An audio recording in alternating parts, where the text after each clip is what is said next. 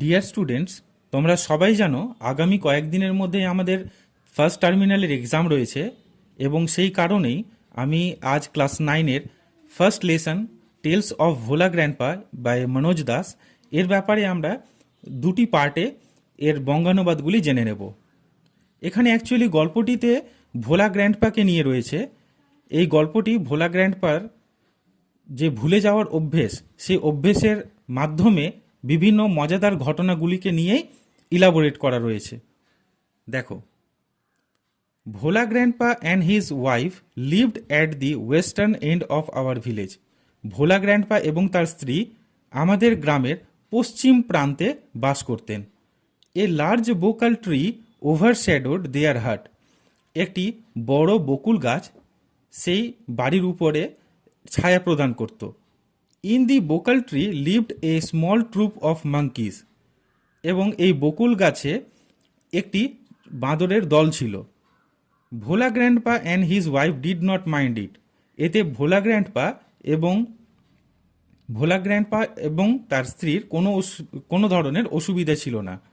One moonlit night, একদিন চাঁদনি রাতে, we were returning from a festival, আমরা একটি উৎসব থেকে ফিরছিলাম। দি রোড ওয়াজ লং, পথটি ছিল লম্বা, অ্যান্ড ফগি, এবং কুয়াশায় আচ্ছন্ন। I was riding on the village chowkidar shoulder, আমি গ্রামের চৌকিদারের কাঁধে করে ফিরছিলাম। সাডেনলি, হঠাৎ করে, Bhola grandpa let out a loud wail, Bhola grandpa জোরে চিৎকার করে উঠলেন। Every one in our party was surprised, আমাদের দলের প্রত্যেকে অবাক হয়ে গেছিল। উই হল্টেড, আমরা থমকে গেলাম। Enquiry revealed that Bhola grandpa had taken his grandson two the festival, তদন্তের দ্বারা বোঝা গেল ভোলা গ্র্যান্ডপা তার নাতিকে নিয়ে এই উৎসবে এসেছিলেন।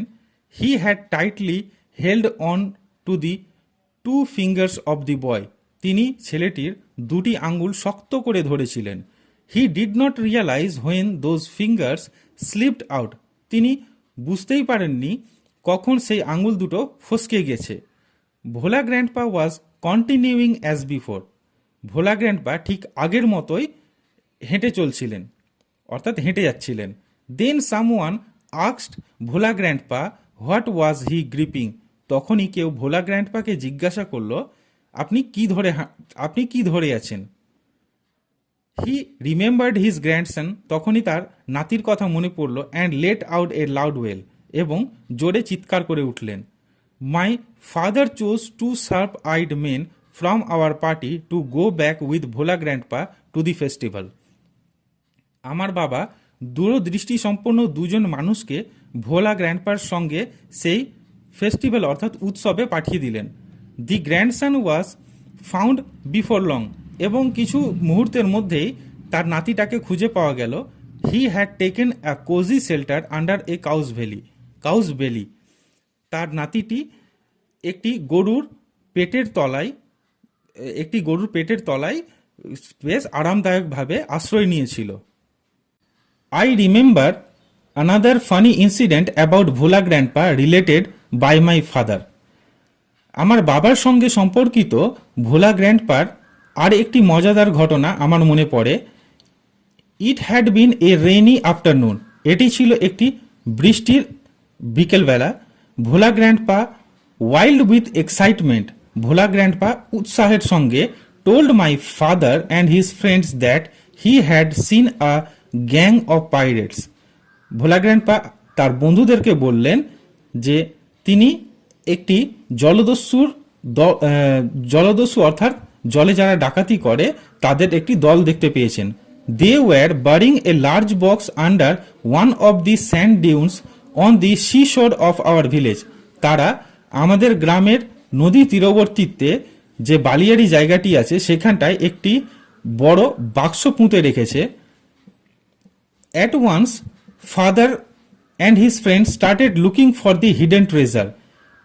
একবারের জন্য বাবা এবং তার বন্ধুরা সেই গুপ্তধনের বাক্সটি খোঁজার জন্য লেগে পড়লেন। Evening passed on to night, সন্ধ্যা থেকে রাত হয়ে গেল। Moonlit came in through the clouds, মেঘে চাঁদ অবধি মেঘে চাঁদ দেখতে পাওয়া গেল।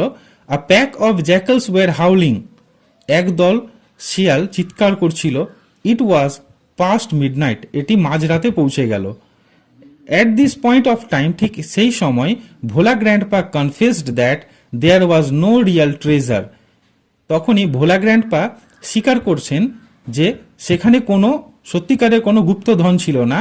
ইট was all a dream which he had during his midday nap, এটা কেবলমাত্র তার একটি স্বপ্ন ছিল যেটা তিনি দিনের বেলা হালকা ঘুমে দেখতে পেয়েছিলেন। সো স্টুডেন্টস, এর পরবর্তী ভিডিওতে আমরা বাকি বঙ্গানুবাদটি তোমাদের সঙ্গে ডিসকাস করে নেব।